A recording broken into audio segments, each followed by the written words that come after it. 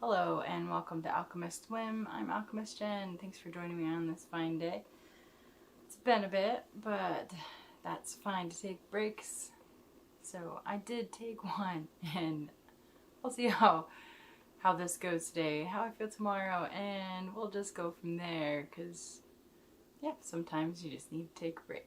So, very cryptic, I know, yay! So, today's whim of the day, I'm going to show you, I grabbed my crochet hook and my stuff already, but I wanted to show you, I feel like I just should pick up where we left off and just jump right back in, because it just feels kind of natural. So that's what I'm doing, and if you've never seen me before, you have no idea what I'm talking about. I just talk about crafty things and then just ramble at the camera about whatever comes to mind about crafty things, and sometimes they make sense. Sometimes I maybe don't make sense, or maybe I make more sense than I think I do. That sentence was pretty normal for me. Anyway, so I did a couple doodles, my doodles of the day that I've been continuing on. I've done more of those than I have videos. So, you know, trying to normalize being creative and just tapping into that creativity. That's why I started the videos initially. That's why I really do want to continue with them, because it's just my chance to kind of talk out, you know, where I am creatively. I think I find it more beneficial to myself than when I do them than when I stop and then take a pause. So we'll see if I can jump right back in. Let's try it. We'll see what happens. So this is my doodle from yesterday. Can you touch your nose with your tongue? I drew the giraffe, and then I was like, oh, he kind of looks like he'd be really funny if his tongue was sticking out, and then I just thought of that, question, and then I made it a thing. So yay. A little unhinged, but that's fine. I think that taking life too seriously is a thing, and we need to take life way less seriously. There's too many serious things out there that we need to pay attention to, so why not keep it lighter? And then like this one, sometimes croissants look like wigs. I drew the croissant. I see croissants every day. I work at a bakery, and so then I drew it, and then I started moving it around, and then I was like, oh, it really does look like a wig. And then I was like, well, I can't not talk about it in some way, so that was my response to that. So sometimes croissants look like wigs. You're welcome. Things you did not want to see put together, that's usually something I will end up doing, especially with drawings. It's just kind of fun. They tend to be positive and silly and very colorful. So this is an octopus. May not look like one yet, but it's what it's going to be. So this is hand-dyed cotton yarn. The clicks in the background, I can say that correctly. Here, if you can hear them on there, is the sound of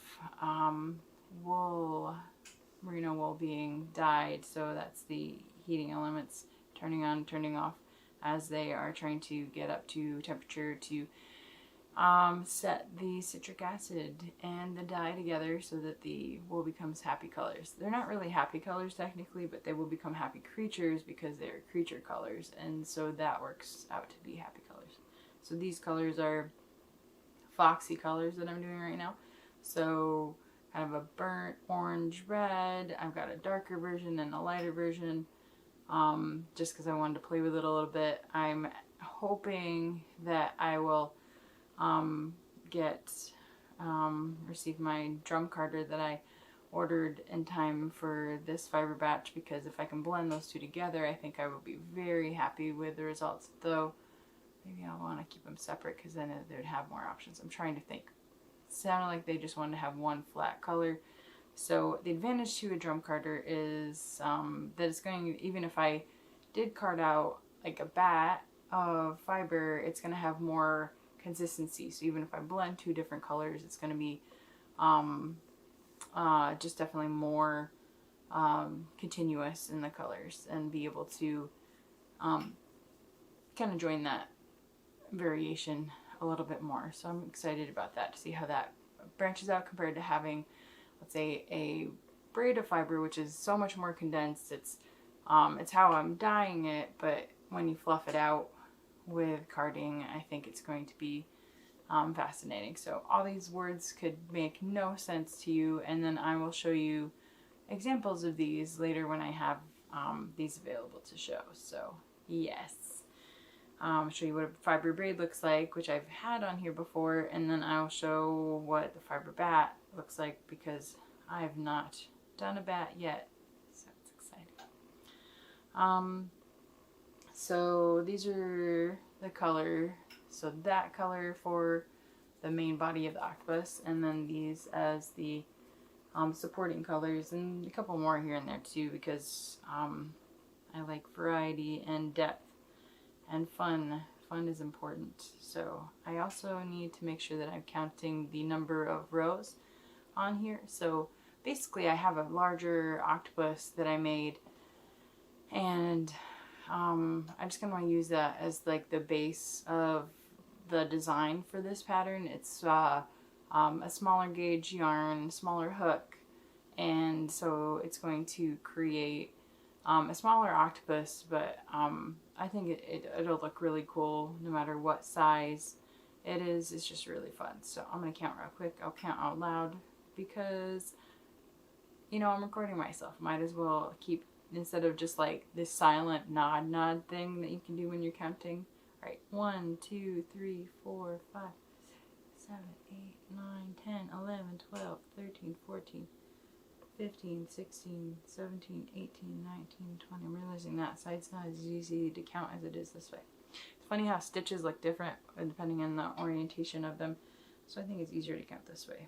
And I think part of it is the lighting too. It kind of skewed my rowage. All right, counting again. 1, 2, 3, 4, 5, 6, 7, 8, 9, 10, 11, 12, 13, 14, 15, 16, 17, 18, 19, 20, 21, 22, 23, 24. I'm going to 26, so we are getting there. So this is the 24th, so then I'm on the 24th row, but I'm not finished with the 24th row, so it's going to be 2 and a bit more left to go. Pretty cool, right? So math is fun, especially when you have practical math like this. So this is pretty simple math in the sense that I have 48 stitches around, and then I'm going to just chain out when I get to the point of the number of rows that I want, and I'll chain out 48. So kind of, I don't know, I like the simplicity of the number scheme, and then it'll make it, you know, fairly easy to divide so that I can make 8 tentacles. So yeah, it's really cool. So every 6 stitches will be a new tentacle. Yay! And I think I will attach suckers to it like I did with the bigger version of it. Super fun. They'll just be kind of micro suckers. Sounds fun when I say it that way. And then I'm trying to decide if I want to do, I did so kind of flat tentacles, and then I did a stitch around the outside of it, but since this is smaller, I might just keep it flat. So I'm trying to decide, like, do it flat but then do an undercolor, and then the suckers might be really cool. So I'm just planning it out. I think that would look pretty awesome. Yeah. So, and then this is how much I've crocheted, for instance. This is how much yarn I've used, and then you can see it compared to the other one. So it's going through a fair amount, so which is good. This is just 50 grams of cotton, so it's going to help me gauge how much I'm going to need for kits and things, and how much people are going to need to make things with. Helps me to suggest and you know, how much people are going to need. So it's really cool. It's really nice. I'm having a load of fun with it. So yay for crochet. I will keep working on this beauty, and show you as it progresses the funness. So making an octopus, but I have to do some kind of accessory, something that goes on it, is removable, is interactive. So I'm going to be thinking about something that goes well with these awesome colors.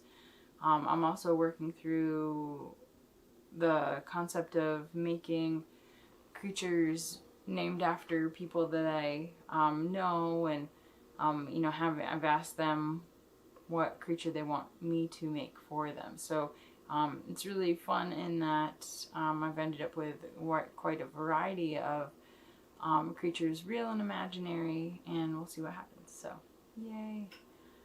So I think that's the whim of the day.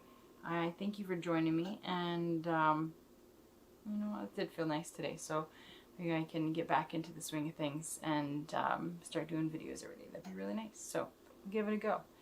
I hope you have a good day, and I'll see you later. See you where the whim takes us. Thank you. Bye.